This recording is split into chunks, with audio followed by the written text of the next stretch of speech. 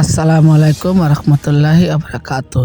তো আশা করি গাইস আপনারা ভালো আছেন, তো আমি ভালো আছি আপনাদের দোয়ার আপনাদের ভালোবাসা নিয়ে। আজকে যে ঘটনাটি আমি আপনাদের সামনে তুলে ধরার চেষ্টা করতেছি, ঘটনাটি পাঠিয়েছে কিশোরগঞ্জ থেকে এক ভাইয়ের নাম শাওন। তো শাওন ভাইয়ের এই ঘটনাটি আপনারা সবাই মিলে শোনার চেষ্টা করুন, আর যদি ভালো হয় তো অবশ্যই লাইক কমেন্ট শেয়ার করবেন, চ্যানেলটি সাবস্ক্রাইব করতে ভুলবেন না। তো যাক, কিছু কথা বলার আমি আপনাদের সামনে বলে নিচ্ছি, তবে আপনারা সবাই মিলে তো শাওন ভাইয়ের ঘটনাটি শুক্রবারের স্পেশাল এপিসোড হিসেবে আপনাদের কাছে আমি পাঠাচ্ছি, তবে আপনারা সবাই মিলে শোনার চেষ্টা করবেন। তবে ঘটনাটি বেশি দিনের পুরাতন না, ঘটনাটি ঘটেছিল 2001 সালে, আর এখন 2026 সাল। তো অনেক দিনের পুরাতন একটি ঘটনা, ভুল বিয়াদবি হলে আপনারা ক্ষমা সুন্দর দৃষ্টিতে দেখবেন। আর আমি সবসময় আপনাদের সামনে তুলে ধরার চেষ্টা করি, সত্য ঘটনা উদ্ঘাটন করার চেষ্টা করি। তো আপনারা সবাই মিলেমিশে আমার চ্যানেলটি ফলো দিয়ে রাখবেন। তো যদি আপনাদের কাছে ভালো লাগে তো অবশ্যই আপনারা আমাকে কমেন্ট বক্সে জানিয়ে দিতে পারেন। তবে দেশ ও প্রবাস থেকে যারা আমার ঘটনাগুলি দেখেন তাদেরকে জানাচ্ছি আমি হাজার হাজার সালাম, এমনকি দোয়া জানাচ্ছি আপনাদের কাছে, কারণ আপনারা আমাকে এত পরিমাণ ভালোবাসা দিচ্ছেন যে বলার বাহিরে। তবে আপনাদের জন্য এই ঘটনাটা আমি বলে পাঠাচ্ছি, কারণ আপনারা অনেক প্রবাসে অনেক দূরে থাকেন, আপনাদের বউ বাচ্চা বাংলাদেশে রেখে আপনারা প্রবাসে থাকেন, তার জন্য আমাদের কাছে অনেক পরিমাণ কষ্ট লাগে। তো আমি আর কি বলবো, যে এই কারণে আমি আপনাদের কাছে এই ঘটনাগুলি তুলে ধরে খুব মজা পাই, আর এমনকি খুবই আনন্দ লাগে, ভালো লাগে। আরেকটা বিষয় আপনাদের কাছে আমি তুলে ধরি, যে অনেক দিন যাবত আমি টিকিট বল খেলা দেখিনি। তো আজকে টিকিট বল খেলা দেখতে দেখতে আমার সময়টা যে কোথায় চলে গেছে আমি নিজেও বলতে পারি না। আপনারা আমাকে ক্ষমা সুন্দর দৃষ্টিতে দেখবেন। আর ঘটনাটা কীরকম হয়েছে আপনারা কমেন্ট বক্সে পাঠিয়ে দেবেন, জানিয়ে দেবেন, ঠিক আছে? তো আরেকটা বিশেষ আপনাদের কাছে আমি বলে রাখা ভালো, যে আপনাদের জন্য এত পরিমাণ ঘটনা বলি যে বলার বাহিরে, যে ঘটনা বলতে বলতে হয়তো বা আমি একটা সময় পরে বুড়ো হয়ে যাবো, তারপরে ভাইরাল হতে পারবো না। তারপরে আপনারা ভালোবাসা দেন দেখে আমি আরও বেশি ভালোবাসা পেতে চাই, আপনাদের কাছ থেকে আরও জনপ্রিয়তা পেতে চাই। কারণ আপনারা ভালোবাসলে আপনাদের ছেলে সন্তান হিসাবে আমাকে কাছে টেনে নিলে আমি আপনাদের জন্য গল্প করে খুব মজা পাই। এমনকি বড় ভাই আছে, বড় বড় দিদিরা আছে, বড় ভাই আপুরা আছে, এমনকি ছোটো ভাইয়েরা আছে, ছোটো বোনেরা আছে, সবার কাছে আমার ভালোবাসা জানিয়ে দিচ্ছে। আপনাদের ভালোবাসাটা আমার কাছে জানিয়ে দেবেন। আরেকটা বিশেষ, যে কাকি আছে, কাকার আছে, দাদা দাদি, তাদের কাছে আমার একটি কথা, যে আপনারা অবশ্যই এই ঘটনাগুলি শুনবেন ভূত এফএমে। তা আপনাদের জন্য এইসব ঘটনাগুলি বলে বলে পাঠায়, আর এত পরিমাণ কষ্ট করে ঘটনাগুলি তৈরি করে, তারপরও আপনারা আমার পাশে থাকেন না, তো আমার মনে একটু কষ্টই লাগে। তো অনেক ভাই বোনেরা আবার কমেন্ট করে জানে যে ভাই আপনাদের পাশে আমি আছি। তো সেই ভাই বোনদের জন্য আমি জানাচ্ছি আমার মন থেকে ভালোবাসা আর এমনকি অভিনন্দন। আরেকটা বিশেষভাবে আপনাদের কাছে আরেকটা অনুরোধ আমার থেকে গেল, যে সামনে যেহেতু মাহে রমজান চলে আসছে, তো সবাই রোজা রাখার চেষ্টা করবেন, আর সবাই সবার জন্য দোয়া করবেন, এটাই আমি বলবো। আর অবশ্যই যারা কোরআন শরীফ পড়তে পারেন আপনারা অবশ্যই 30 পারা কোরআন পরে আপনারা খতম দেওয়ার চেষ্টা করবেন। বাবা মা দাদা দাদি অনেকের অনেক আত্মীয়স্বজন নামে আপনারা দেওয়ার চেষ্টা করবেন। আর এমনি তো রমজান মাসে কোরআন শরীফ পড়লে আত্মার খিদা মিটে, এটা সবাই জানে, কারণ আত্মার খিদা রয়েছে সবচেয়ে বড় খিদা, সেই খিদাটা মিটে। আল্লাহ রাসূলকে সেই সময় পাওয়ার জন্য অনেকে সিয়াম পালন করার চেষ্টা করে। তো সবাই সেই সিয়ামটা পালন করবেন, আমি আশা করবো যে আপনারা পালন করবেন, কারণ যেহেতু 16 কোটি মুসলিম কান্ট্রি, আর এখন তো নির্বাচনের ভোটের কারণে ইন্টারনেটটা একটু দুর্বল আছে, এটা স্বাভাবিক, হয়তো বা চলেও যেতে পারে। তো আপনারা শাওন ভাইয়ের ঘটনা সম্পর্কে আপনাদের কাছে হয়তো বা বলা হয়ে ওঠেনি, কারণ শাওন ভাই যে ঘটনাটি লিখে পাঠিয়েছে, ঘটনাটি একটি পুরাতন একটি আমবাগানের একটি ঘটনা। তো সেই ঘটনাটি আজকে আপনাদের সামনে তুলে ধরবো। আর এই ঘটনাটি খুবই অদ্ভুত আর খুবই ভয়ঙ্কর একটি ঘটনা। ঘটনাটির নাম শুনলে মনে হয় যেন গায়ের নোম দাঁড়িয়ে যাবার অবস্থায়। ঘটনাটি একটি প্রেতাত্মা আর পেশাদার একজন খুনিরা একটি প্রেতাত্মার একটি ঘটনা। আপনারা জানি যে আপনাদের কাছে এইসব ঘটনার ব্যাখ্যা আছে, তারপর আপনারা ব্যাখ্যাটা জানা থাকলে আপনারা পাঠিয়ে দেন, আর আমি যতটুকু সম্ভব এই ব্যাখ্যাটা বলবো আপনাদের জন্য। আর আপনাদের কাছেও যদি ব্যাখ্যাটা থাকে আপনারা অবশ্যই পাঠিয়ে দিবেন আমার কাছে।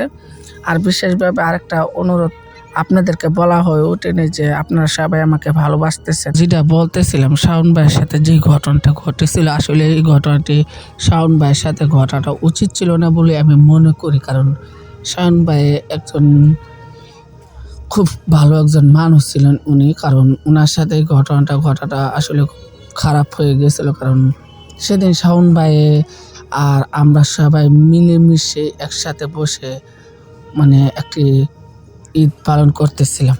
এটা ঈদের পরের দিনের সেই ঘটনাটা আর কি। তো আমরা সবাই মিলেমিশে একসাথে বসে ঈদের আনন্দ উপভোগ করার জন্য একটি চকে গিয়েছিলাম আর কি। আমরা সবাই একসাথে বসে ঈদ পালন করব বলে। তো সেখানে যখন গেলাম তখন বুঝতে পারলাম না যে সেখানে আসলে আমাদের জন্য খুব ভয়ঙ্কর কিছু অপেক্ষা করতেছিল কিনা। তো সেই সেখানে যখন গিয়েছিলাম তো সেখানে যাওয়ার কারণ ছিল একটি, সেখানে একটি আম গাছ ছিল, তাই আমের একটি বাগান ছিল। তো সেই বাগানে আমরা সবাই মিলে আনন্দ ফুর্তি করব আর সেই বাগানের আম খাবো বলে আমরা সেখানে বসে সবাই মিলেমিশে বসে সেখানে পার্টি করতেছিলাম। তো পার্টি করতেছিলাম, তো বক্স টক্স লাগায় পার্টি করতেছিলাম আর গাছ থেকে পেরে আম খাচ্ছিলাম। আর কিছু করার ভাব ছিল না, তো সেখানে বসে আমরা সবাই মিলে আম খাচ্ছিলাম। তো যখন আম খাচ্ছিলাম তখন আমি বুঝতে পারলাম না যে এখানে কি হতেছিল এবং কি হবে, সেটি ভাবনা চিন্তারও বাহিরে আমাদের ছিল আর কি। তো সেখানে আমরা সবাই মিলেমিশে যখন আম খেয়ে যখন পার্টি করতেছিলাম তখন বুঝতে পারতেছিলাম না যে সে আম বাগানটা যেন একটা অভিশপ্ত একটি আম বাগান। তো সেই আম বাগানটার বিষয়ে অনেকেই নানান ধরনের কৌতূহল মূলত কথাবার্তা বলছিল। তো আমি বুঝতে পারলাম না যে সেই আম বাগানটা আসলে খুব একটি অভিশপ্ত একটি আম বাগান ছিল। তো সেই আম বাগানের আম এত মিষ্টি ছিল আর এত সুস্বাদু ছিল যে আমরা সবাই সেখান থেকে আম খাচ্ছিলাম আর সাথে মুরগিও আসছিল। আমরা মুরগি পোড়া দিয়ে আমরা সবাই মিলে মুরগি পোড়া খাচ্ছিলাম। তো খুব ভালো লাগতেছিল মুরগি পোড়া খেতে আর সেখানে আম খেতে। তবে সেখানে আম আর মুরগি পোড়া খেতে যখন আমরা বুঝতে পারলাম যে আমাদের আশেপাশে হয়তো বা কিছু একটা আছে, সেটা আমাদের কল্পনারও অতীত ছিল। তো সেই জিনিসটা যখন আমাদের কাছে ছিল না, তো আমরা কি করব না করব সেটাই ভেবে পাচ্ছিলাম না। তো হঠাৎ করে আমাদের চোখের সামনে ভেসে উঠলো একটি আম গাছ যেন নিজে হাঁটতেছিল। তো সচরাচর আম গাছ কখনো হাঁটতে পারে না, কারণ আম গাছ এক জায়গায় থাকে, কিন্তু সে আম গাছটা হাঁটতেছিল আর খুব ভয়ঙ্করভাবে আমাদের দিকে আসতেছিল আওয়াজ করে। তো আমরা অনেকেই সে আম গাছটা দেখে ভয় পেয়ে গেছিলাম। তো আমরা ৭-৮ জন লোক ছিলাম। তো আম গাছটা দেখে আমরা খুব বেশি ভয় পেয়ে গেছিলাম। তো ভয় পাওয়ার কারণে আমরা সেই আম গাছটার তল থেকে আমরা আই পড়মু, ঠিক তখনই দেখতে পেলাম যে চারপাশে যেন কাঁটাতারের বেড়া আমাদেরকে যেন ঘিরে নিয়েছিল, এরকমটা আমাদের কাছে লাগতেছিল। তো আশপাশে যখন কাঁটাতারের বেড়া যখন আমাদেরকে ঘিরে নিয়েছিল তখন প্রায় রাত ১২টা থেকে ১২:৩০ নাগাদ হবে। তো এসব ঘটনাগুলি তখনও আমাদের সাথে ঘটতেছিল। তো আমাদের এক বন্ধু ছিল, সে আবার অজ্ঞান হয়ে সেখানে পড়ে গিয়েছিল। তো আমিও সেখানে ভয় পেয়ে পড়ে গেলাম, কিন্তু আমি কোনো রকমে কষ্ট করে উঠে দাঁড়ানোর চেষ্টা করতেছিলাম, কিন্তু আমি উঠতে পারতেছিলাম না, কারণ আমার হাত পাও যেন অবশ হয়ে আসছিল। আর সেইখানে যেন আমাদের আরও কিছু বন্ধু-বান্ধব ছিল, ওরা আমাদের চোখে মুখে পানি ছিটাচ্ছিল, বোতল থেকে পানি নিয়ে ছিটাচ্ছিল। তারপরও যেন আমাদের কিছুই হচ্ছিল না। আমরা কি করব না করব সেটা আমরা ভাবনা চিন্তা করে পাচ্ছিলাম না। তো এসব ঘটনাগুলি যখন আমাদের সাথে ঘটতেছিল তখন প্রায় রাত ঘুরে দেখতে পেলাম যে প্রায় রাত ১টা কিংবা ১:৩০টার কাছাকাছি হতে পারে, এরকমটা লাগতেছিল, কারণ তখন আমরা চাঁদের আলোতে দেখতেছিলাম আর কি। তো এইভাবে আমাদের সাথে এই ঘটনাগুলি প্রায় সময় ধরে ঘটতেছিল। তো আমাদের সাথে যখন এই ঘটনাগুলি ঘটতেছিল তারপরও আমরা সেখান থেকে কিছুতে যখন বাড়ি আসতে পারতেছিলাম না, তো অনেকে আবার কান্নাকাটি করতেছিলাম। তখন আমার হঠাৎ করে মনে হলো সূরা ফাতিহা। তখন সূরা ফাতিহা পড়তেছিলাম আর ভাবনা চিন্তা করতেছিলাম যে কীভাবে সেখান থেকে বাড়ি আসবো। তখন সূরা ফাতিহা পড়লে কী হবো, তবু যেন কাঁটাতারের বেড়া যেন আমাদের চারপাশ থেকে যেন ঘিরে নিয়েছিল আর সে আম গাছটা আমাদের দিকে যেন তেড়ে আসতেছিল, এরকমটাই লাগতেছিল। তবে ঘাসটা ভর্তি আম ছিল আর আম এত পাকনা আম ছিল, ঘাসটা ভর্তি আমাদের দিকে যেন আসতেছিল, হলুদ পাকা আম। তো আমরা সেই আম গাছের দিকে যখন তাকিয়েছিলাম তখন দেখতেছিলাম যে আম গাছটা আমাদের দিকেই আস্তে করে এগিয়ে আসতেছিল। তখন আমরা কি আর আম খামু আর কি কিছু করবো, কোনো কিছু ভেবে পাচ্ছিলাম না। তারপরও যেন আমরা সেখানেই বসে গেলাম, সবাই মিলে বসে সেখানে আগুন জ্বালিয়ে আমরা এই সূরা কেরাত পড়তেছিলাম, যাতে এসব কিছু যাতে আমাদের আশেপাশে না আসতে পারে। কারণ মুরব্বিরা শুনছি যে ভূত পেত্নীরা আগুনকেই বেশি ভয় পায়। তার জন্য আমরা আগুন জ্বালিয়ে দিলাম। তারপরও সেখান থেকে যেন আমরা কোনো রকমে যেন বেঁচে ফিরতে পারি কিনা সেটি আমাদের ভাবনা চিন্তা ছিল। তারপরও সেখান থেকে আমাদের কোনো রকমই বাড়ি ফেরা হবে না বলে সেই আম বাগানও যেন আমাদের সাথে শত্রুমানি শুরু করে দিয়েছিল, এরকমটা আমাদের কাছে লাগতেছিল। তো এসব ঘটনাগুলি আমাদের সাথে তখনও সেখানে ঘটতেই ছিল। তখন শাওন ভাই ডাক দিয়ে বলল, বাচ্চা ভাই আমাদের এখান থেকে চলে যেতে হবে।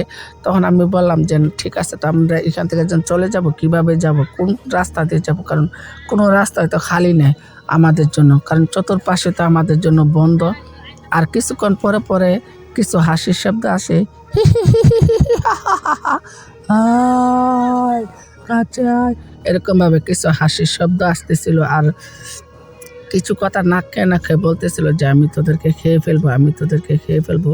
এসব ঘটনাগুলি আমাদের সাথে তখনও ঘটতেছিল। তো আমরা কি করব সেটা কোনোটাই ভেবে পাচ্ছিলাম না। আর কখন তারপর আমাদের সাথে এসব ঘটনাগুলি যখন ঘটতেছিল তখন আমি খুব বেশি ভয় পেয়ে গেলাম। তখন আমি কি করব না করব আমি সেটা ভাবনা চিন্তা করে পাচ্ছিলাম না। তখন আমাদের সাথে এসব ঘটনাগুলি ঘটতেছিল। অনাচিত ঘটনাগুলির সাথে আমরা যেন দিনকে দিন ঝরে যাচ্ছিলাম। তবে আমরা শুনছিলাম সেই আম গাছটা নাকি অভিশপ্ত। তারপর আমরা সাহস করে সেই আম গাছের গুঁড়ি যাওয়াটা আমাদের ভুল হয়ে গেছিল। তারপরে আমরা সেখানে কান্নাকাটি করতেছিলাম আর সূরা কেরাত পড়তেছিলাম। তারপরে সেখান থেকে বাহিরে আসতে পারতেছিলাম। তখন দেখি যে রাত প্রায় 2:30টার কাছাকাছি হয়ে গিয়েছিল। তখন আমরা সেখান থেকে কিছুতে যখন বাড়ি ফিরতে পারতেছিলাম না, তখন আমরা কান্নাকাটি করতেছিলাম আর সূরা কেরাত পড়তেছিলাম আর ভাবতেছিলাম যে এখান থেকে কিভাবে বাড়ি যাওয়া যায়। তখন আমরা সবাই মিলেমিশে একসাথে বসে আমরা সেখানে বসে ভাবনা চিন্তা করতেছিলাম। আর চিন্তা ভাবনার ভিতরেই ছিলাম যে আমরা এখান থেকে যে কোনো চিন্তা করতেছিলাম যে আমাদের এখান থেকে যে কোনো মূল্যে হোক বাড়ি ফিরতেই হবে। তো এসব যখন ভাবতেছিলাম তখন আমাদের সাথে সেই অদ্ভুত ঘটনাগুলি আমাদের সাথে ঘটতেছিল। আর আমরা কান্নাকাটি করতেছিলাম যে এখান থেকে কিভাবে বাড়ি যাব আর কিভাবে আমরা সেখান থেকে বাড়ি ফিরতে পারি। তখন এইসব ঘটনাগুলি যখন আমাদের সাথে ঘটতেছিল তখন আমরা সেখানে বসে কান্নাকাটি করতেছিলাম আর চিন্তা ভাবনা ছিল যে এখান থেকে যে কোনো মূল্যে হোক বাড়ি ফিরিয়ে যাব। তো এসব যখন ভাবতেছিলাম তখন দেখি যে রাত প্রায় 3টা 3:30টার কাছাকাছি ঘড়ির কাঁটা হয়ে গেছিলো, কারণ চাঁদের আলো দিকে বুঝতে পারলাম। তখন প্রায় আমরা সেখানেই বসে জাস্ট কান্নাকাটি করতেছিলাম আর ভাবতেছিলাম যে এখান থেকে বাড়ি যেভাবে হোক যেতে হবে। তখন শাওন ভাই, আমি আর আমার সাথের এক বন্ধু তো জায়গাতে অজ্ঞান হয়ে গিয়েছিল। তো এভাবে অজ্ঞান হতে প্রায় 3-4 জন একসাথে অজ্ঞান হয়ে গিয়েছিল। আর আমি সাহস করে অজ্ঞান হইনি, তারপরও আমি সেখান থেকে উঠে যেন আসবো সেই ক্ষমতাটুকু যেন আমার ছিল না, কারণ আমার হাত পা কাঁপতেছিল আর কি করব না করব সেটা আমি ভেবে পাচ্ছিলাম না। তো তখন আমাদের সাথে এসব ঘটনাটি ঘটার কারণে আমরা খুব ভয় পেয়ে গেছিলাম আর কান্নাকাটি করতেছিলাম যে কিভাবে সেখান থেকে বাড়িতে আসতে পারি। তখন আমাদের 3-4 বন্ধু-বান্ধব অজ্ঞান হয়ে গিয়েছিল অলরেডি, আর আমি একাই শুধু জ্ঞান অবস্থায় ছিলাম। আর আমার সাথে আর 2 জন ছিল, ওনাদেরও জ্ঞান হারায় নাই।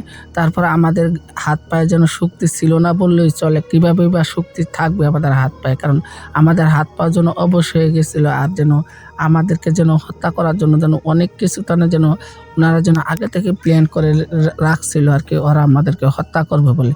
তো এসব ঘটনাগুলি যখন আমাদের সাথে ঘটতেছিল তখন আমরা সেখানে বসে কান্নাকাটি করতেছিলাম আর জিকির আজকার পড়তেছিলাম আর আল্লাহর নাম স্মরণ করতেছিলাম যে আমরা এখান থেকে যে কোনো মূল্যে হোক বাড়ি ফিরে যাব। তো এইসব ঘটনাগুলি যখন আমাদের সাথে তৎকালীন সময় ঘটতেছিল তখন আমরা সেখানে বসে কান্নাকাটি করতেছিলাম।